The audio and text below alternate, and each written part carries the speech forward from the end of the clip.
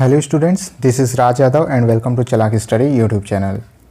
तो स्टूडेंट्स, हम लोग एनसीईआरटी हिस्ट्री क्लास 8 का चैप्टर 2 यहाँ पर आज पढ़ने वाले हैं। इससे पहले हम लोगों ने कल ही क्लास 8 स्टार्ट किया है। इससे पहले हम लोगों ने क्लास 6 और क्लास 7 कंप्लीट कर लिया है। ठीक है, तो अगर आप लोगों ने अभी तक क्लास 6 और 7 के वीडियोज़ नहीं देखे हैं तो प्लेलिस्ट में जाकर आप लोग 6 और 7 एनसीईआरटी हिस्ट्री का प्लेलिस्ट देख सकते हैं और इसी तरह आप लोग प्लेलिस्ट में जाकर के क्लास 8 का भी वीडियोस देख सकते हैं। तो कल हम लोगों ने चैप्टर 1 कंप्लीट किया है और आज हम चैप्टर 2 हम अपना पढ़ने वाले हैं। और हमारा चैप्टर 2 यहाँ पर है, व्यापार से साम्राज्य तक कंपनी की सत्ता स्थापित होती है। यानी ये जो कंपनी है वो अंग्रेजी कंपनी के बारे में बताया गया है। ठीक है, जो व्यापार करने से लेकर के साम्राज्य स्थापित करने तक की यहाँ पर कहानी दी गई है। तो हम लोग यहाँ पर अपना स्टार्ट कर लेते हैं।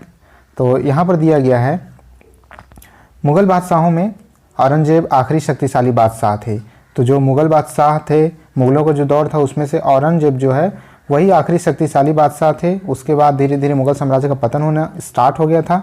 उन्होंने वर्तमान भारत के एक बहुत बड़े हिस्से पर नियंत्रण स्थापित कर लिया था। 1707 में उनकी मृत्यु के बाद बहुत सारे मुग़ल सूबेदार और बड़े बड़े जमींदार अपनी ताकत दिखाने लगे थे। तो जैसे ही औरंगजेब की मृत्यु हुई, इसके बाद जो छोटे छोटे राज्य थे, है ना, छोटे छोटे स्थापित राज्य थे, उनके जो सूबेदार थे और जो मुग़ल में ही जो सूबेदार थे वो लोग अपनी ताकत दिखाने स्टार्ट कर दिए। वो लोग उन्होंने अपनी क्षेत्रीय रियासतें कायम कर ली थी। जैसे जैसे विभिन्न भागों में ताकतवर क्षेत्रीय रियासतें सामने आने लगीं, दिल्ली अधिक दिनों तक प्रभावी केंद्र के रूप में नहीं रह सका। 18वीं शताब्दी के उत्तरार्ध तक, तो आप लोग जानते होंगे उत्तरार्ध और पूर्वार्ध किसे कहते हैं। पूर्वार्ध यानी जैसे 100 साल का जो समय है, कोई शताब्दी है 18वीं शताब्दी है, तो 18वीं शताब्दी का जो समय है वो कब से कब तक होता है। तो 18वीं शताब्दी जो है वो 1701 से लेकर के 1800 जो समय काल होगा उसको 18वीं शताब्दी कहा जाता है। ठीक है, तो इसको आप लोग याद रखिएगा। यानी 100 साल का जो टाइम पीरियड होता है उसको शताब्दी कहा जाता है। तो 18वीं शताब्दी के उत्तरार्ध में, तो 18वीं शताब्दी का जो पहले के 50 साल का हिस्सा है वो पूर्वार्ध कहलाता है। यानी कि 1701 से लेकर के 1750 तक। ठीक है, इसको याद रखिएगा। और उसके बाद से 1751 से लेकर के जो 1800 का जो समय है वो 18वीं शताब्दी का उत्तरार्ध कहलाता है। यानी ये 50 साल, शुरू के 50 साल पूर्वार्ध और आखिरी के 50 साल उत्तरार्ध कहलाएंगे। ठीक है, तो उसके बाद ये कहा गया कि 18वीं सदी के उत्तरार्ध तक राजनीतिक क्षितिज पर अंग्रेजों के रूप में एक नई ताकत उभरने लगी थी। क्या आप जानते हैं कि अंग्रेज पहले एक छोटी सी व्यापारिक कंपनी के रूप में भारत आए थे और यहाँ के इलाकों पर कब्जे में उनकी ज़्यादा दिलचस्पी नहीं थी। तो फिर ऐसा कैसे हुआ कि एक ही दिन वे इतने विशाल साम्राज्य के स्वामी बन बैठे। इस अध्याय में आप देखेंगे कि यह कैसे हुआ। ठीक है, तो जो अंग्रेज़ थे वो सबसे पहले उन्होंने व्यापार करने के लिए यहाँ आया था, बिजनेस करने के लिए व्यापारिक कंपनियाँ यहाँ आई थी, लेकिन धीरे धीरे उनका साम्राज्य यहाँ स्थापित हो गया। चित्र में दिखाया गया है कि कैप्टन हडसन द्वारा बहादुर शाह जफर और उनके बेटों की गिरफ्तारी इस चित्र में दिखाया गया है। तो बहादुर शाह जफर और उनके बेटों की गिरफ्तारी इसमें दिखाया गया है। औरंगजेब के बाद कोई मुगल बादशाह इतना ताकतवर तो नहीं हुआ, लेकिन एक प्रतीक के रूप में मुगल बादशाहों का महत्व बना हुआ था। जब 1857 में ब्रिटिश शासन के विरुद्ध भारी विद्रोह शुरू हो गया तो विद्रोहियों ने मुगल बादशाह बहादुर शाह जफर को, ये जो उस समय के तत्कालीन जो बादशाह थे बहादुर शाह जफर जो हैं, उन्हें कोई अपना नेता मान लिया विद्रोहियों ने। ठीक है, जब विद्रोह कुचल दिया गया तो कंपनी ने बहादुर शाह जफर को देश छोड़ने के लिए मजबूर कर दिया और उनके बेटों को जफर के सामने ही मार डाला। तो इतने क्रूर थे अंग्रेज भी। ठीक है, उसके बाद पढ़ते हैं पूर्व में ईस्ट इंडिया कंपनी का आना। तो ईस्ट इंडिया कंपनी का पूर्व की ओर आना। ठीक है, पूर्व यानी ये जो हमारे जो देश उपमहाद्वीप का जो हिस्सा है उसको पूर्व का देश कहा जाता है, इधर वाले हिस्से को। ठीक है, तो सन 1600 में ईस्ट इंडिया कंपनी ने इंग्लैंड की महारानी एलिजाबेथ प्रथम से चार्टर अर्थात इजाज़तनामा हासिल कर लिया, जिसे कंपनी को पूरब से व्यापार करने का एक अधिकार मिल गया। यानी कि उस समय की जो ब्रिटेन की एक कंपनी जो थी वो कंपनी के नाम से उसने यहाँ व्यापार करने का एकाधिकार प्राप्त कर लिया, वहाँ की रानी जो एलिजाबेथ प्रथम थी उनसे। ठीक है, जिसे कंपनी को पूरब में व्यापार करने का एक अधिकार मिल गया। इस इजाज़तनामे का मतलब यह था कि इंग्लैंड का कोई भी व्यापारिक कंपनी इस इलाके में ईस्ट इंडिया कंपनी से होड़ नहीं कर सकती, यानी कि उस कंपनी को एक अधिकार मिल गया, कोई दूसरी कंपनी उससे होड़ करने यहाँ नहीं आ सकती थी। इस चार्टर के सहारे कंपनी समुद्र पार कर नए इलाकों को खंगाल सकती थी, वहाँ से सस्ती कीमत पर चीज़ें खरीद कर उन्हें यूरोप में ऊंचे कीमत पर बेच सकती थी।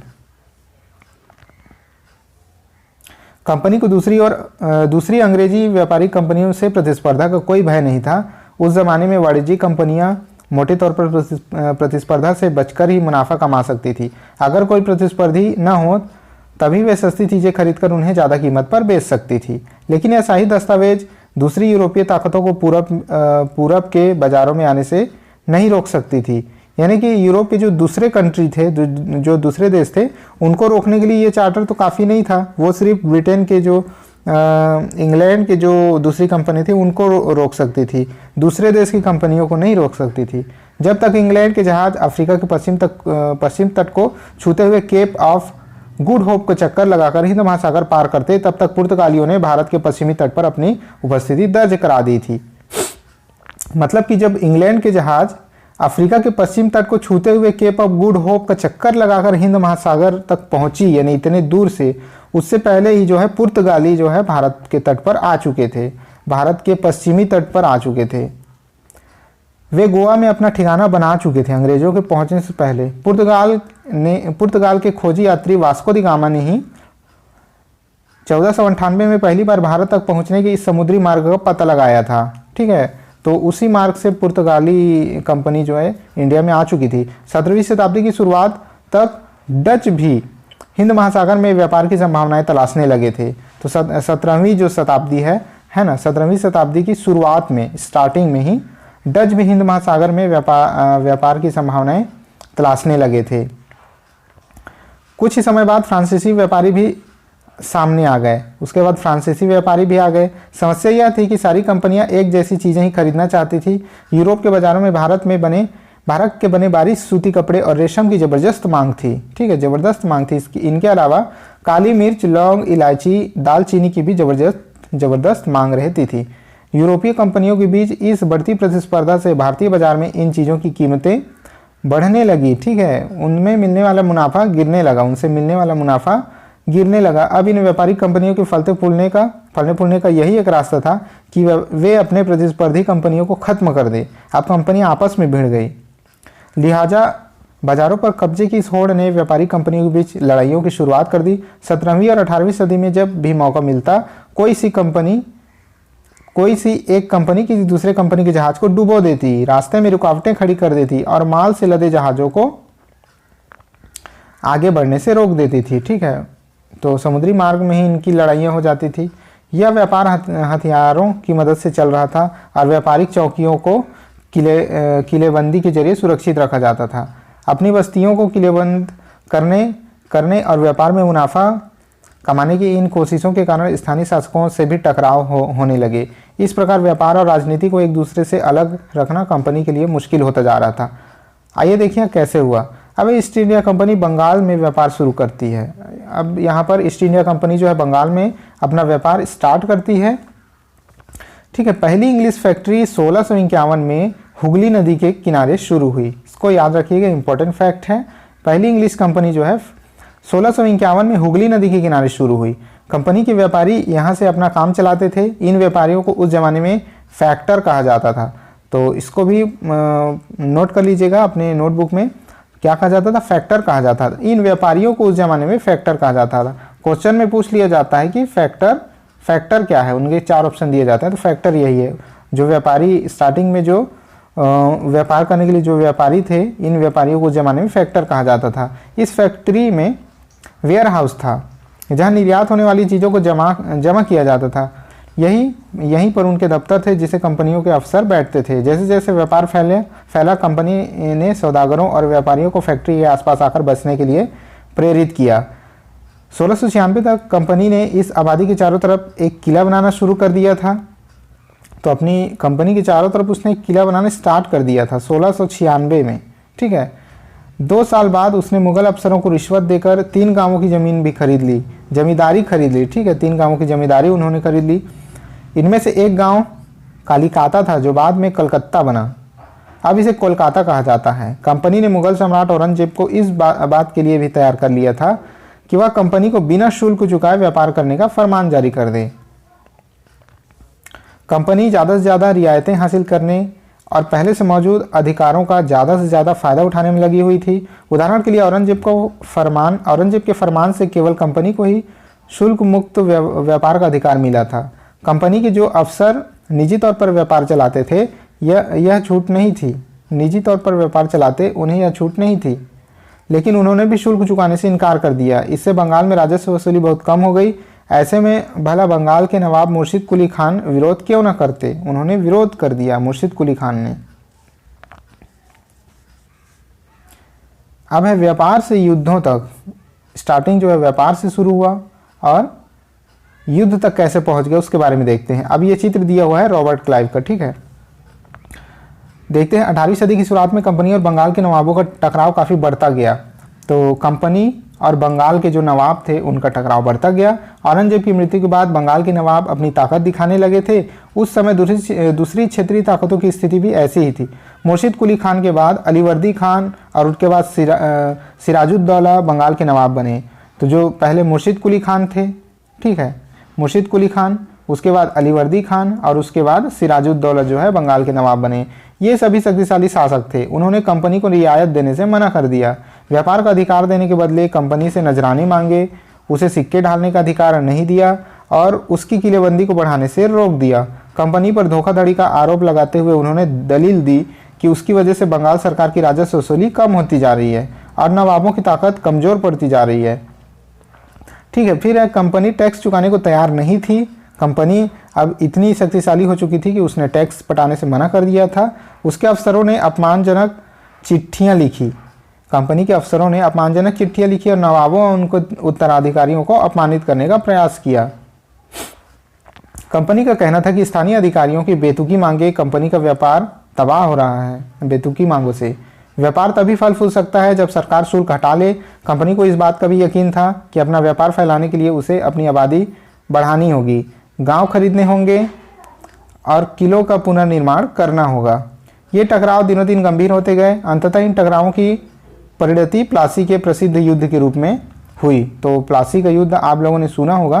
प्लासी का जो प्रसिद्ध युद्ध था बहुत फेमस है, इसके बारे में नीचे दिया गया, ठीक है। डिटेल से देखते हैं कि प्लासी का युद्ध क्या है। 1756 में अलीवर्दी खान की मृत्यु के बाद सिराजुद्दौला, ठीक है, जब अलीवर्दी खान की मृत्यु हुई तो उसके बाद जो सिराजुद्दौला बंगाल के नवाब बने। कंपनी को सिराजुद्दौला की ताकत से काफ़ी भय था। सिराजुद्दौला की जगह कंपनी एक ऐसी कठपुतली नवाब चाहती थी जो उसे व्यापारिक रियायतें और अन्य सुविधाएं आसानी से दे दे। कंपनी ने प्रयास किया कि सिराजुद्दौला के प्रतिद्वंदियों में से किसी को नवाब बना दिया जाए। तो उस समय आपस में ही प्रतिद्वंदिता छाई रहती थी। तो सिराजुद्दौला के किसी प्रतिद्वंदी को नवाब बना दिया जाए, ऐसा कंपनी चाहती थी। कंपनी को कामयाबी नहीं मिली। जवाब में सिराजुद्दौला ने हुक्म दिया कि कंपनी उनके राज्य के राजनीतिक मामलों में टांग अड़ाना बंद कर दे, किलेबंदी रोके और बाकायदा राजस्व चुकाए। जब दोनों पक्ष पीछे हटने को तैयार नहीं हुए तो अपने 30,000 सिपाहियों के साथ नवाब ने कासिम बाजार में स्थित इंग्लिश फैक्ट्री पर हमला बोल दिया।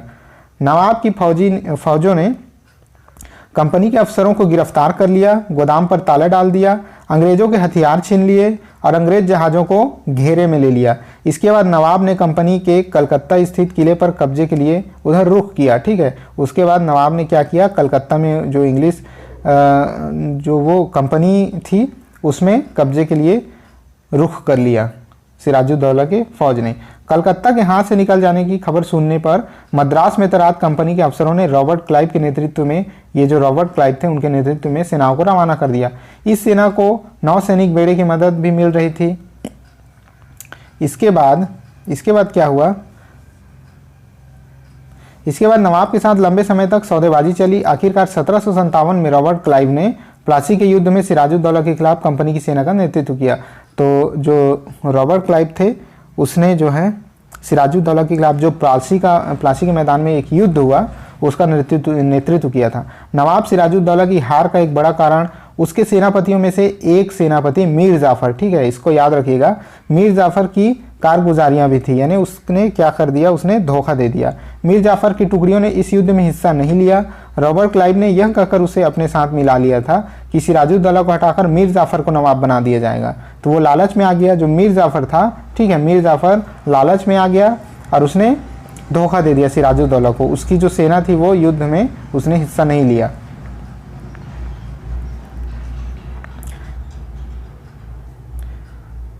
ठीक है, यहाँ पर एक कैप्शन दिया हुआ, इसको पढ़ते हैं। क्या आप जानते हैं कि प्लासी का यह नाम किस तरह पड़ा? एक जो प्लासी का युद्ध था, तो प्लासी का यह नाम कैसे पड़ा? दरअसल असली नाम पलाशी था, जिसे अंग्रेजों ने बिगाड़कर प्लासी कर दिया था। उसका नाम उस समय पलाशी था। इस जगह को पलाशी, यहाँ पाए जाने वाले पलाश के फूलों के कारण कहा जाता था। तो पलाश के फूल आप लोग जानते होंगे, पलाश के फूलों के कारण इसे पलाशी कहा जाता था। पलाश के खूबसूरत लाल फूलों को गुलाल बनाया जाता है, जिसका होली में इस्तेमाल किया जाता है। तो आप लोग जानते होंगे एक बहुत ही सुंदर एक फूल होता है पलाश का, जिसे होली में उसका गुलाल बनाया जाता है, उसका रंग बनाया जाता है। ठीक है, इस नाम से उसका पलाशी पड़ा था वो जगह का नाम, लेकिन अंग्रेजों ने इसे बिगाड़कर प्लासी कर दिया। कठपुतली, यह एक खिलौना होता है जिसमें आप धागों के इशारे अपने हिसाब से नचाते हैं। जो व्यक्ति किसी और के इशारों पर चलता है उसे उसका मजाक उड़ाने के लिए भी कठपुतली कहा जाता है। ठीक है, अब बढ़ते हैं आगे। संपन्नता का आश्वासन। इंग्लैंड के लोग ईस्ट इंडिया कंपनी की शासकीय महत्वाकांक्षाओं को संदेश और अविश्वास से देखते थे। प्लासी की लड़ाई के बाद रॉबर्ट क्लाइव ने अंग्रेज सम्राट के एक मुख्य विदेश मंत्री विलियम पिट को 7 जनवरी 1759 को कलकत्ते से यह चिट्ठी भेजी थी, रॉबर्ट क्लाइव ने। ठीक है, लेकिन इतनी विशाल सत्ता एक वाणिज्यिक कंपनी के लिए बहुत बड़ी बात होगी। मैं खुद यह सोचकर अभिभूत हूँ कि इन समृद्ध रियासतों पर पूरा कब्जा हासिल करने में कोई परेशानी नहीं आएगा। अब मैं यह फैसला आप पर छोड़ता हूँ कि क्या सालाना 20 लाख स्टर्लिंग की आमदनी और 3 प्रांतों का कब्जा कोई ऐसी चीज़ है जिस पर इतना शोर मचाना उचित है। तो एक संपन्नता के एक आश्वासन भरा एक चिट्ठी भेजा था रॉबर्ट क्लाइव ने।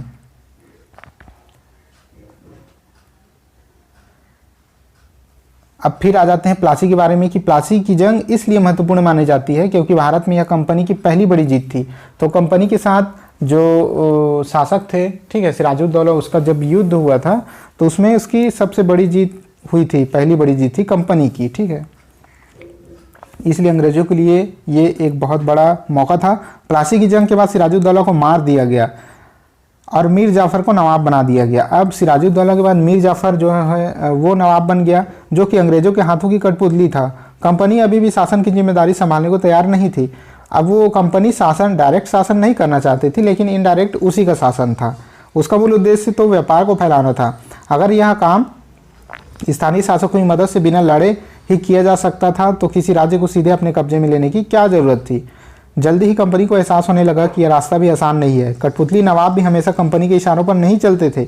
आखिरकार उन्हें भी तो अपनी प्रजा की नज़र में सम्मान और संप्रभुता का दिखावा करना पड़ता था। तो फिर कंपनी क्या करती? जब मीर जाफर ने कंपनी का विरोध किया तो कंपनी ने उसे हटाकर मीर कासिम को नवाब बना दिया। अब कंपनी ने क्या किया? जब मीर जाफर भी कंपनी की हर बात नहीं मानते थे तो उसने क्या किया? मीर जाफर को हटा करके मीर कासिम को नवाब बना दिया। जब मीर कासिम परेशान करने लगा तो बक्सर की लड़ाई 1764 हो गई। उसको भी हराना पड़ा। ठीक है, मीर कासिम को भी हराना पड़ा। उसे बंगाल से बाहर कर दिया गया और मीर जाफर को दोबारा नवाब बना दिया गया। अब फिर से मीर कासिम को हरा करके मीर जाफर को फिर से नवाब बना दिया गया। जब मीर जाफर फिर से तैयार हो गया होगा कि ठीक है अब अंग्रेज़ों की वो सभी बातें मानने को तैयार हो गया होगा, तो फिर से मीर जाफर को नवाब बना दिया गया। अब नवाबों को हर महीने 5 लाख रुपए कंपनी को चुकाने थे। ठीक है, अब कंपनी ने क्या किया? अब नवाब से ही वो पैसा लेने लगे, है ना। नवाब को हर महीने 5 लाख रुपए कंपनी को देने पड़ते थे। कंपनी अपने सैनिक खर्चों से निपटने, व्यापारिक जरूरतों तथा अन्य खर्चों को पूरा करने के लिए और पैसे चाहती थी। कंपनी और ज़्यादा इलाके तथा और ज़्यादा कमाई चाहती थी। 1765 में जब मीर जाफर की मृत्यु हुई तब कंपनी की इरादे बदल चुके थे। कठपुतली नवाबों के साथ अपने खराब अनुभवों को देखते हुए क्लाइव ने, जो रॉबर्ट क्लाइव था, उसने ऐलान किया कि अब हमें खुद ही नवाब बनना पड़ेगा। ठीक है, तो जो मीर जाफर था उसकी मृत्यु के बाद कंपनी ने यह सोचा कि अब हम ही शासन करेंगे। आखिरकार 1665 में मुगल सम्राट ने कंपनी को ही बंगाल प्रांत का दीवान नियुक्त कर दिया। दीवानी मिलने के कारण कंपनी को बंगाल के विशाल राजस्व संसाधनों पर नियंत्रण मिल गया था। इस तरह कंपनी की एक पुरानी समस्या हल हो गई थी। 18वीं सदी की शुरुआत से ही भारत के साथ उसका व्यापार बढ़ता जा रहा था, लेकिन उसे भारत में ज़्यादातर चीज़ें ब्रिटेन से लाए गए सोने और चांदी के बदले में खरीदना पड़ता था। इसकी वजह यह थी कि उस समय ब्रिटेन के पास भारत में बेचने के लिए कोई चीज़ नहीं थी। ब्रिटेन के पास भारत में बेचने के लिए कोई चीज़ नहीं थी। प्लासी की जंग के बाद ब्रिटेन से सोने की निकासी कम होने लगी थी और बंगाल की दीवानी मिलने के बाद तो ब्रिटेन से सोना लाने की ज़रूरत ही नहीं थी। ठीक है, उसकी दीवानी से ही काम चल जाता था। अब भारत से होने वाली आमदनी के सहारे ही कंपनी अपने खर्चे चला सकती थी। इस कमाई से कंपनी भारत में सूती और रेशमी कपड़ा खरीद सकती थी और अपनी फौजों को संभाल सकती थी और कलकत्ता में किलों और दफ्तरों के निर्माण में लागत उठा सकती थी।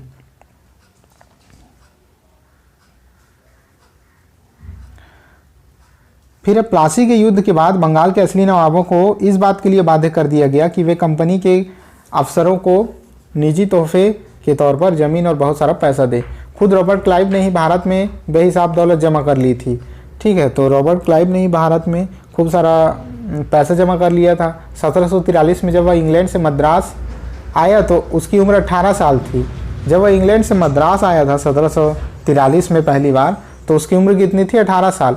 1767 में जब वह 2 बार गवर्नर बनने के बाद हमेशा के लिए भारत से रवाना हुआ, तो यहाँ उसकी दौलत अब आप देख सकते हैं मतलब कि 4,01,102 पाउंड के बराबर थी। दिलचस्प बात यह है कि गवर्नर के अपने दूसरे कार्यकाल में उसे कंपनी के भीतर फैले भ्रष्टाचार को खत्म करने का काम सौंपा गया था, लेकिन 1722 में ब्रिटिश संसद में उसे खुद भ्रष्टाचार के आरोपों पर अपनी सफाई देनी पड़ी। सरकार को उसकी अकूत संपत्ति जो थी उसके स्रोत संदेहास्पद लगे थे। उसे भ्रष्टाचार आरोपों से बरी कर दिया गया था, लेकिन 1774 में उसने आत्महत्या कर ली। अब उसके अंदरूनी मामले क्या रहे होंगे? कंपनी के सभी अफसर क्लाइव की तरह दौलत इकट्ठा नहीं कर पाए। यानी क्लाइव ने इतनी सारी दौलत इकट्ठा कर ली थी अपने 2 कार्यकाल में कि दूसरे अफसर कभी भी क्लाइव जितने दौलत इकट्ठा नहीं कर पाए।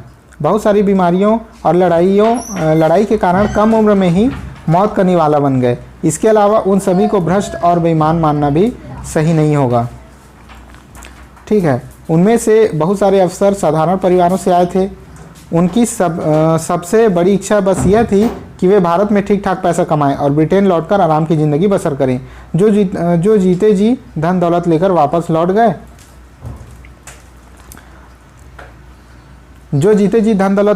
लौट गए, उन्होंने वहाँ आलीशान जीवन जिया। उन्हें वहाँ के लोग नवाब कहते थे। यह भारतीय शब्द नवाब का ही है। नवाब का ही अंग्रेजी संस्करण बन गया, नवाब। ठीक है, नवाब जो एक भारतीय शब्द था नवाब, उससे नवाब बन गया, नवाब। उन्हें लोग अक्सर नए अमीरों और सामाजिक हैसियत में रातों रात ऊपर आने वाले लोगों के रूप में देखते थे। नाटकों और कार्टूनों में उनका मजाक उड़ाया जाता था, तो वहाँ जाकर के वो बहुत फेमस हो जाते थे। कंपनी का फैलता शासन। यदि हम 1757 से 1857, ठीक है, 1757 से 1857 के बीच ईस्ट इंडिया कंपनी के द्वारा भारतीय राज्यों पर कब्जे की प्रक्रिया को देखें तो कुछ महत्वपूर्ण बातें सामने आती हैं। किसी अनजान इलाके में कंपनी ने सीधे सैनिक हमला प्रायः नहीं किया। उसने किसी भी भारतीय रियासत का अधिग्रहण करने से पहले विभिन्न राजनीतिक, आर्थिक और कूटनीतिक साधनों का इस्तेमाल किया। बक्सर की लड़ाई 1764। उसके बाद कंपनी ने भारतीय रियासतों में रेजिडेंट तैनात कर दिए। ये कंपनी के राजनीतिक और व्यावसायिक प्रतिनिधि होते थे। उनका काम कंपनी के हितों की रक्षा करना और आगे उन्हें बढ़ाना था। रेजिडेंट के माध्यम से कंपनी के अधिकारी भारतीय राज्यों के भीतरी मामलों में भी दखल देने लगे। अगला राजा कौन होगा, किस पद पर किसको बिठाया जाएगा, इस तरह की चीज़ें कंपनी के अफसर ही तय करना चाहते थे। कई बार कंपनी ने रियासतों पर सहायक संधि भी थोप दी। जो रियासत इस बंदोबस्त को मान लेती थी उसे अपनी स्वतंत्र सेनाएं रखने का अधिकार नहीं रहता था, उसे कंपनी की तरफ से सुरक्षा मिलती थी। अब यहाँ क्लाइव के बारे में एक थोड़ी सी बात पढ़ लेते हैं कि क्लाइव खुद को कैसे देखता था। संसद की एक समिति के सामने सुनवाई के दौरान क्लाइव ने कहा था कि प्लासी की लड़ाई के बाद उसने जबरदस्त संयम का परिचय दिया। आइए देखते हैं उसने कहा क्या। उस स्थिति की कल्पना कीजिए जहां प्लासी की जीत ने मुझे लाकर खड़ा कर दिया था। एक ताकतवर राजा मेरे इशारों पर चल रहा था। एक संपन्न शहर मेरी दया पर था, उसके सबसे दौलतमंद महाजन मेरी एक मुस्कुराहट के लिए एक दूसरे की गिरेबान खींच रहे थे। मैं ऐसे खजानों के बीच से गुजर रहा था जो सिर्फ मेरे लिए खुले हुए थे, एक तरफ सोना, दूसरी तरफ जवाहरात। अध्यक्ष महोदय, मैं अपने इस संयम को देखकर खुद हैरान हूँ। तो इस तरह रॉबर्ट क्लाइव अपने आप को देखता था कि वो एक कितना संयमित व्यक्ति था। सहायक सेना रख रखाव के लिए वह कंपनी को पैसा देती थी। अगर भारतीय शासक रकम अदा करने में चूक जाते थे तो जुर्माने के तौर पर उनका इलाका कंपनी अपने कब्जे में ले लेती थी। उदाहरण के लिए जब रिचर्ड वेलेस्ली गवर्नर जनरल था, ठीक है, रिचर्ड वेलेस्ली जब गवर्नर जनरल था 1798 से 1805 के बीच, उस समय अवध के नवाब को 1801 में, ठीक है, 1801 में अपना आधा इलाका कंपनी को सौंपने के लिए मजबूर किया गया, क्योंकि नवाब सहायक सेना के लिए पैसे अदा करने में चूक गए थे। इस आधार पर हैदराबाद के भी कई इलाके छीन लिए गए थे। यहाँ एक चित्र आप देख सकते होंगे अपने बेटों और ब्रिटिश रेजिडेंट के साथ खड़े नवाब शुजाउद्दौला। टीली केटल द्वारा बनाया गया चित्र यह है। बक्सर की लड़ाई के बाद हुई संधियों के फलस्वरूप नवाब शुजाउद्दौला के ज़्यादातर अधिकार छीन लिए गए थे, लेकिन यहाँ वह रेजिडेंट के सामने अपनी चिर परिचित शाही शानो शौकत के साथ दिखाई दे रहे हैं। अब रेजिडेंट की ताकत क्या होती थी? कंपनी द्वारा नियुक्त किए गए रेजिडेंट के बारे में स्कॉटलैंड की प्रसिद्ध अर्थशास्त्री और राजनीतिक दार्शनिक जेम्स मिल ने यह कहा है। तो जेम्स मिल का नाम आप लोगों ने पहले के चैप्टर में सुना होगा, ठीक है। तो जेम्स मिल ने क्या कहा है कंपनी के द्वारा नियुक्त किए गए रेजिडेंट्स के बारे में?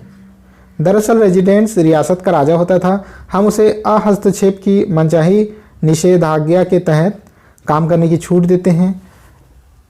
जब तक स्थानीय राजा पूरी तरह अधीनस्थ रहता था और रेजिडेंट यानी ब्रिटिश सरकार के माफिक काम करता रहता था तो चीज़ें आराम से चलती रहती थी। शासन के कामों में रेजिडेंट की दखल अंदाजी के बिना सब कुछ चल जाता था। जब भी कुछ अलग तरह का घटता था, जब भी राजा ऐसा रास्ता अपनाता है जिसे ब्रिटिश सरकार गलत मानती है, तो टकराव और उथल पुथल पैदा हो जाती है।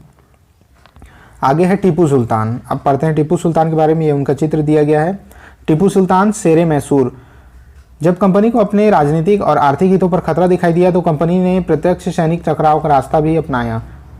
दक्षिण भारतीय राज्य मैसूर के उदाहरण से यह बात समझी जा सकती है। हैदर अली, ठीक है, हैदर अली जिसका शासनकाल 1761 से 1782 था, और उसके विख्यात पुत्र टीपू सुल्तान, इसका शासनकाल था 1782 से 1799। जैसे शक्तिशाली सैनिकों के शासकों के नेतृत्व में मैसूर काफ़ी ताकतवर हो चुका था। मालाबार तट पर होने वाला व्यापार मैसूर के रियासत के नियंत्रण में था, जहाँ से कंपनी काली मिर्च और इलायची खरीदती थी। 1785 में टीपू सुल्तान ने अपनी रियासत में पड़ने वाले बंदरगाहों से चंदन की लकड़ी, काली मिर्च और इलायची का निर्यात रोक दिया। सुल्तान ने स्थानीय सौदागरों को भी कंपनी के साथ कारोबार करने से रोक दिया था। टीपू सुल्तान ने भारत में रहने वाले फ्रांसीसी व्यापारियों से घनिष्ठ संबंध विकसित किए और उनकी मदद से अपनी सेना का आधुनिकीकरण किया। किससे? फ्रांसीसी व्यापारियों से। चित्र टीपू सुल्तान के बेटों को बंधक के रूप में कॉर्नवालिस के सामने पेश किया जा रहा है। डेनियल आर्म द्वारा चित्रित है। कंपनी की फौज को हैदर अली और टीपू सुल्तान ने कई बार युद्ध में हराया था, ठीक है। कंपनी की फौजों को हैदर अली और टीपू सुल्तान ने कई बार युद्ध में हराया था, लेकिन 1792 में मराठों, हैदराबाद के निज़ाम और कंपनी की संयुक्त फौजों के हमले के बाद टीपू सुल्तान को अंग्रेजों से संधि करनी पड़ी। इस संधि के तहत उसके दो बेटों को अंग्रेजों ने बंधक के रूप में अपने पास रख लिया। ब्रिटिश चित्रकारों को ऐसे दृश्यों की तस्वीर बनाने में मज़ा आता था जिसमें अंग्रेजों की सत्ता की विजय दिखाई देती थी। सुल्तान के इन कदमों से अंग्रेज आग बबूला हो गए थे। उन्हें हैदर अली और टीपू सुल्तान के महत्वाकांक्षी घमंडी खतरनाक दिखाई देते थे। अंग्रेजों को लगता था कि ऐसे राजाओं को नियंत्रित करना और कुचलना जरूरी है। फलस्वरूप मैसूर के साथ अंग्रेजों की 4 बार जंग हुई। 1767 से 69, 80 से 84, 90 से 92 और 99 में। श्रीरंगपट्टनम की आखिरी जंग में कंपनी को सफलता मिली। अपनी राजधानी की रक्षा करते हुए टीपू सुल्तान मारे गए और मैसूर का राजकाज पूरे वोडियार राजवंश के हाथों में सौंप दिया गया। इसके साथ ही मैसूर पर भी सहायक संधि थोप दी गई। टीपू की कहानी। यहाँ टीपू की कहानी पढ़ते हैं। टीपू की कहानी। राजाओं की छवि अक्सर जनश्रुतियों से ही बनती है। प्रचलित किस्सों में उनकी ताकत का खूब यशगान किया जाता है। 1782 में मैसूर के राजा बने टीपू सुल्तान को के बारे में कहा जाता है कि एक बार वे अपने फ्रांसीसी दोस्त के साथ जंगल में शिकार खेलने गए। वहाँ एक शेर उनके सामने आ गया। उनकी बंदूक के मौके पर साथ नहीं दिया उनकी बंदूक ने। और कटार भी जमीन पर गिर गई। फिर टीपू ने निहत्थे ही शेर का मुकाबला किया और आखिरकार कटार उठा ली। अंत में उन्हें शेर को मार गिराया। इसी के बाद से उन्हें शेर मैसूर कहा जाने लगा। उनके राजसी झंडे पर उनकी शेर की तस्वीर होती थी। आगे बढ़ जाते हैं मराठों से लड़ाई। अब देखते हैं अंग्रेजों की मराठों से लड़ाई। 18वीं शताब्दी के आखिर में कंपनी मराठों की ताकत को भी काबू और ख़त्म करने के बारे में सोचने लगी थी। 1761 में पानीपत की तीसरी लड़ाई हुई। हार के बाद दिल्ली से देश का शासन चलाने का मराठों का सपना चूर चूर हो गया। ठीक है, उन्हें कई राज्यों में बांट दिया गया। इन राज्यों की बागडोर सिंधिया, होलकर, गायकवाड़, भोसले जैसे अलग अलग राजवंशों के हाथों में थी। ये सारे सरदार एक पेशवा, ठीक है, जो कि सर्वोच्च मंत्री थे, इसके अंतर्गत एक कन्फेडरेसी यानी कि राज्यमंडल के सदस्य थे। पेशवा इन राजमंडल का सैनिक और प्रशासकीय प्रमुख होता था और पुणे में रहता था।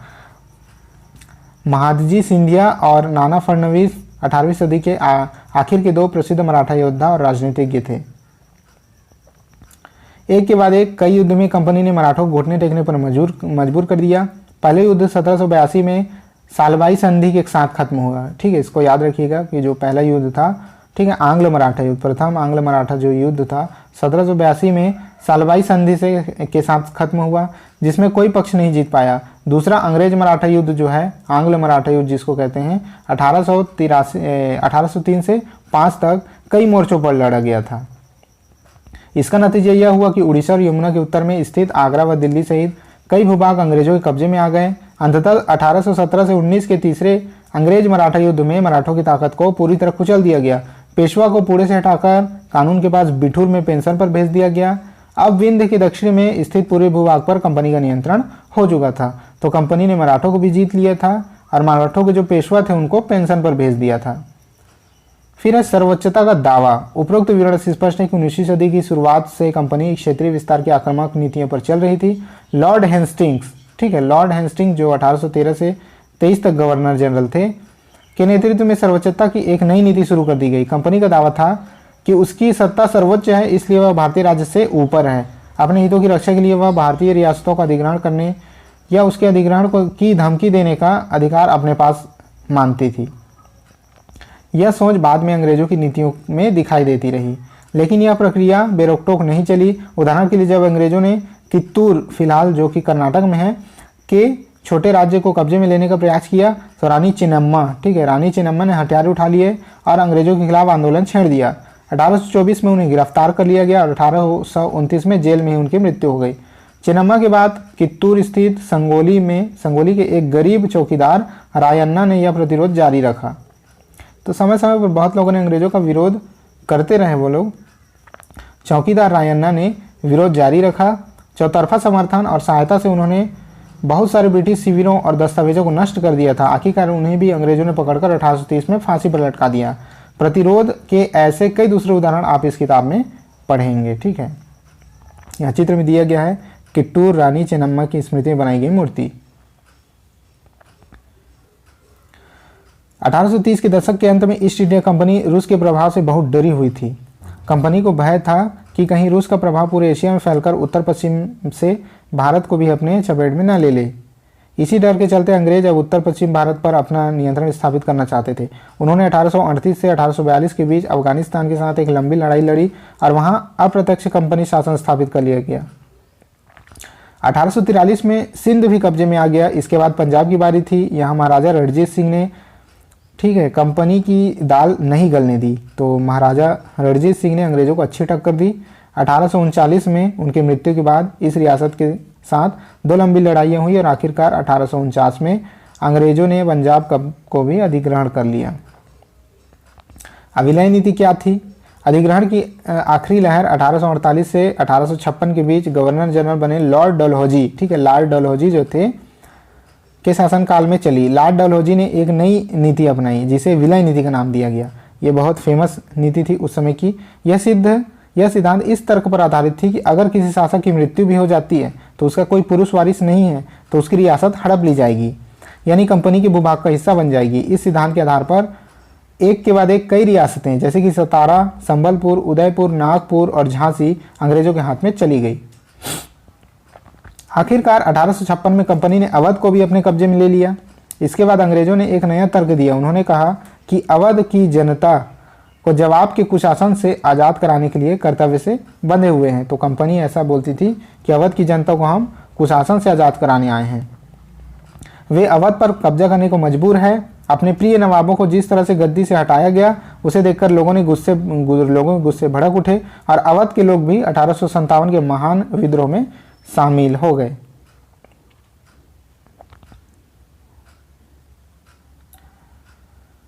तो यहाँ पर कुछ नक्शे दिए गए हैं, इनको आप देख सकते हैं। नक्शे में क्या दिया गया है ये देख लेते हैं हम लोग। नक्शे में दिया गया है कि भारत में अंग्रेजी सत्ताएं कैसे फैली। इन नक्शों को भारत के वर्तमान राजनीतिक नक्शे के साथ रखकर देखें। तीनों नक्शों में उन इलाकों में पहचान कर ले जो ब्रिटिश शासन के अंतर्गत नहीं थे। तो आप इन नक्शों का अवलोकन कर सकते हैं। हम लोग आगे बढ़ जाते हैं, थ्योरी पर ध्यान देते हैं। ठीक है, नए शासन की स्थापना। गवर्नर जनरल वारेन हेस्टिंग्स 1773 से 1785 उन बहुत सारे महत्वपूर्ण व्यक्तियों में से थे जिन्होंने कंपनी की ताकत फैलाने में अहम भूमिका अदा की थी।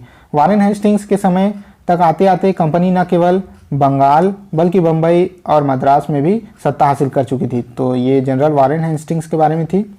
ब्रिटिश इलाके में मोटे तौर पर प्रशासकीय इकाइयों में बटे हुए थे जिन्हें प्रेसिडेंसी कहा जाता था। उस समय 3 प्रेसिडेंसियाँ थी, मद्रास, ठीक है, बंगाल, मद्रास और बम्बई, ये 3 प्रेसिडेंसियाँ थी। हर एक का शासन गवर्नर के पास होता था। सबसे ऊपर गवर्नर जनरल होता था। वारेन हेस्टिंग्स ने कई प्रशासकीय सुधार किए। तो ये जो 3 थे, बंगाल, ठीक है, मद्रास और बम्बई, इसमें गवर्नर होते थे सबसे ऊंचे पद पर और इन तीनों के ऊपर जो था, जो सबसे ऊपर जो गवर्नर जनरल होता था। ठीक है, वारेन हेस्टिंग्स ने कई प्रशासकीय सुधार किए।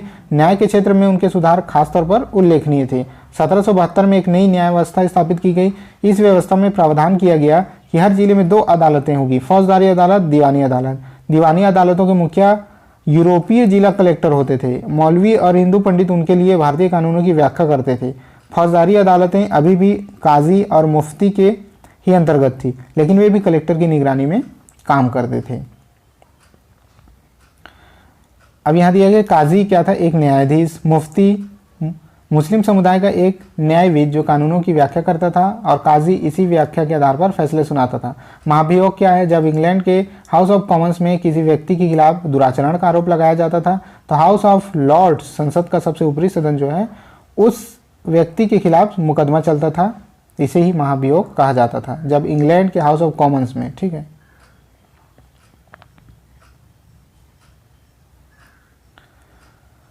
अब है एक बड़ी समस्या यह थी कि ब्राह्मण पंडित जो है धर्मशास्त्र की अलग अलग शाखाओं के हिसाब से स्थानीय कानूनों की अलग अलग व्याख्या कर देते थे। इस भिन्नता को खत्म करने की समरूपता लाने के लिए 1775 में 11 पंडितों को भारतीय कानून का एक संकलन तैयार करने का काम सौंपा गया गया। ठीक है, एलबी हालहेड ने इस संकलन का अंग्रेजी में अनुवाद किया। 1778 को यूरोपीय न्यायाधीशों के लिए मुस्लिम कानूनों की भी एक संहिता तैयार कर ली गई। 1773 के रेगुलेटिंग एक्ट के तहत एक नए सर्वोच्च न्यायालय की स्थापना की गई। इसके अलावा कलकत्ता में अपीलीय अदालत, सदर निजामत अदालत की भी स्थापना की गई। भारतीय जिले में कलेक्टर सबसे बड़ा ओहदा होता था। तो भारतीय जिलों में जो है कलेक्टर का ओहदा सबसे बड़ा होता था। जैसे कि नाम से ही पता चलता है कि उसका मुख्य काम लगान और कर इकट्ठा करना तथा न्यायाधीशों, पुलिस अधिकारियों व दारोगा की सहायता से जिले में कानून व्यवस्था बनाए रखना होता था। उसका कार्यालय कलेक्टरों सत्ता और संरक्षण का नया केंद्र बन गया, जिसे पुराने सत्ता केंद्रों को हाशिए पर ढकेल दिया गया। अब है कंपनी की फौज। ठीक है, कंपनी की फौज के बारे में देखते हैं। कंपनी के साथ भारत में शासन और सुधार के लिए नए विचार तो आए, लेकिन उनकी असली सत्ता सैनिकों की ताकत में थी। मुगल फौज मुख्य रूप से घुड़सवार, घोड़े पर चलने वाला प्रशिक्षित और पैदल सेना थी। उसमें तीरंदाजी और तलवारबाजी का प्रशिक्षण दिया जाता था। सेना में सवारों का दबदबा था और मुगल साम्राज्य को एक विशाल पेशेवर प्रशिक्षण वाली पैदल सेना की जरूरत महसूस नहीं होती थी। ग्रामीण इलाकों में सशस्त्र किसानों की बड़ी संख्या थी। स्थानीय जमींदारों मुगलों को जरूरत पड़ने पर पैदल सिपाही मुहैया कराते थे। 18वीं सदी में जब अवध और बनारस जैसी रियासतों के किसानों को भर्ती करके उन्हें पेशेवर सैनिक प्रशिक्षण के लिए दिया जाने लगा तो यह सूरत बदलने लगी। ईस्ट इंडिया कंपनी ने जब अपनी सेना के लिए भर्ती शुरू की तो उसने भी यह तरीका अपनाया। अंग्रेज अपना सेना को सिपाही आर्मी कहते थे, जो भारतीय शब्द सिपाही से ही बना था, ठीक है, सिपॉय बोलते थे। 1820 के दशक में जैसे जैसे युद्ध तकनीक बदलने लगी, कंपनी की सेना में घुड़सवारों टुकड़ियों की जरूरत कम होती गई। इसकी वजह यह थी कि ब्रिटिश साम्राज्य बर्मा, अफगानिस्तान और मिस्र में भी लड़ रहा था, जहां सिपाही मस्केट, तोड़ेदार बंदूक और मैचलॉक से लैस होते थे। कंपनी की सेना सिपाहियों को बदलती सैनिक आवश्यकताओं का ध्यान रखना पड़ता था और अब उनकी पैदल टुकड़ी ज़्यादा महत्वपूर्ण होती जा रही थी। 19वीं सदी की शुरुआत में अंग्रेज एक समरूप सैनिक संस्कृति विकसित करने लगे। सिपाहियों को यूरोपीय ढंग, प्रशिक्षण, अभ्यास और अनुशासन सिखाया जाने लगा। अब उनका जीवन पहले से ज़्यादा नियंत्रित था। इस कोशिश में कभी कभी समस्याएं आ जाती थी, क्योंकि पेशेवर सिपाहियों का सेना खड़ा करने के चक्कर में अंग्रेज कई बार जाति और समुदाय की भावनाओं को नज़रअंदाज कर देते थे। भला लोग अपनी जाति और धार्मिक भावनाओं को इतनी आसानी से कैसे छोड़ सकते थे? क्या वे खुद को अपने समुदाय का सदस्य मानने के बजाय सिर्फ एक सिपाही मान सकते थे? बिल्कुल नहीं। सिपाही क्या महसूस करते थे? अपने जीवन और अपनी पहचान, यानी कि वे कौन हैं, इस बात के एहसास में जो बदलाव आ रहे थे, उनको सिपाहियों ने किस तरह देखा? 1857 का विद्रोह हमें सिपाहियों की इस दुनिया की झलक दिखाता है। इस विद्रोह के बारे में हम अध्याय 5 में पढ़ेंगे, ठीक है। विद्रोह के बारे में हम लोग 5 में पढ़ेंगे अध्याय। निष्कर्ष है कि ईस्ट इंडिया कंपनी एक व्यापारिक कंपनी से बढ़ते बढ़ते एक भौगोलिक औपनिवेशिक शक्ति बन गई। 19वीं सदी की शुरुआत में नई भाप तकनीकी के आने से यह प्रक्रिया और तेज हुई। जब तक समुद्र मार्गों में भारत पहुंचने में 6 से 8 माह का समय लग जाता था, भाप से चलने वाले जहाज़ों ने यह यात्रा 3 हफ्तों में समेट दी। जो 6 से 8 महीनों में जो यात्रा होती थी, तो भाप के इंजन जब आ गए तो 3 हफ्तों में ये यात्रा पूरी हो जाती थी। इसके बाद तो ज़्यादा से ज़्यादा अंग्रेज और उनके परिवार भारत जैसे दूर देश में आने लगे। 1857 तक भारतीय उपमहाद्वीप के 63% भूभाग और 78% आबादी पर कंपनी का सीधा शासन स्थापित हो चुका था। देश के शेष भूभाग और आबादी पर कंपनी का अप्रत्यक्ष प्रभाव था। इस प्रकार व्यवहारिक स्तर पर ईस्ट इंडिया कंपनी पूरे भारत को अपने नियंत्रण में ले चुकी थी। अब पढ़ते हैं अन्यत्र, यानी कि भारत से कहीं और। दक्षिण अफ्रीका में दास व्यापार। डच व्यापारी 17वीं सदी में दक्षिण अफ्रीका पहुंचे, ठीक है। जो डच व्यापारी थे वो 17वीं शताब्दी में दक्षिण अफ्रीका पहुंचे। जल्द ही दास व्यापार शुरू हो गया। लोगों को बंधक बनाकर जंजीरों में बांधकर दास बाजारों में बेचा जाने लगा। 1834 में दास प्रथा के अंत के समय अफ्रीका के दक्षिण सिरे पर स्थित केप, ठीक है, केप में निजी स्वामित्व में दासों की संख्या 36,774 थी। 1824 में केप आने वाले एक यात्री ने वहां होने वाली नीलामी का आंखों देखा ब्यौरा प्रस्तुत किया है। यह मालूम होने पर कि पशुओं, कृषि उत्पादों की नीलामी होने वाली है, हमने अपनी गाड़ी नए बैल खरीदने के लिए रोक ली। नीलामी के माल में एक स्त्री दास और उसके 3 बच्चे थे। किसानों ने पशुओं के समान ही उन्हें परखा, उन्हें अलग अलग खरीदारों को बेच दिया गया। माँ ने चिंता, वेदना और आंसू भरी आंखों से बच्चों की तरफ देखा। दुखी बच्चे व्याकुल माँ बाप से चिपक गए। यह दृश्य दिल को पिघलाने वाला था। इसके विपरीत मौजूद दर्शकों के चेहरे हंसते हुए एवं असंवेदनशील थे। तो वहाँ जो दास व्यापार था उसके बारे में यहाँ पर एक तस्वीर यहाँ पर दी गई है, एक उनकी छवि यहाँ पर प्रस्तुत करने का प्रयास किया गया है। तो यहाँ पर हमारा जो है चैप्टर यहाँ पर समाप्त होता है। ये चैप्टर काफ़ी बड़ा था, वीडियो थोड़ी लंबी बन गई होगी, कोई बात नहीं। आप लोग अच्छे डिटेल से पढ़ें, पूरी तरह पढ़ें और इस वीडियो को 2-3 बार देख करके अच्छे से समझें, ठीक है। अपने नोट्स बनाएं, अगर आपके पास बुक है तो आप बिल्कुल अपने नोट्स बनाएं और उससे बाद में तैयारी करें। तो ठीक है, अगर वीडियो पसंद आया होगा तो एक लाइक और शेयर जरूर कर दीजिएगा। अभी तक चैनल को सब्सक्राइब नहीं किया है तो चैनल को सब्सक्राइब जरूर कर दीजिएगा। अब मिलते हैं अगले चैप्टर को लेकर के नए वीडियो में, तब तक के लिए जय हिंद।